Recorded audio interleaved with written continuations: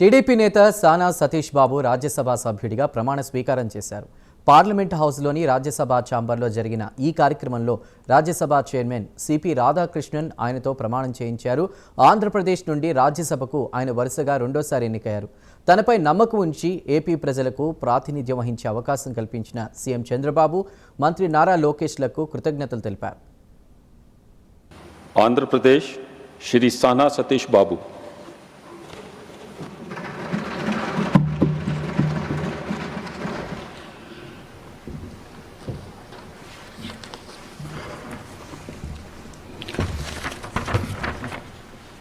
సానా సతీష్ బాబు అని నేను రాజ్యసభ యొక్క సభ్యునిగా ఎన్నుకొనబడినవాడినై శాసనం ద్వారా స్థాపితమైన భారత సంవిధానం పట్ల యథార్థమైన శ్రద్ధానిష్టలను కలిగియుండుననియు, భారతదేశం యొక్క సార్వభౌమతను మరియు అఖండతను సమర్థితుననియు, నేను చేపట్టిన కర్తవ్యమును శ్రద్ధాపూర్వకంగా నిర్వహించుననియు దైవ సాక్షిగా ప్రమాణం చేస్తున్నాను.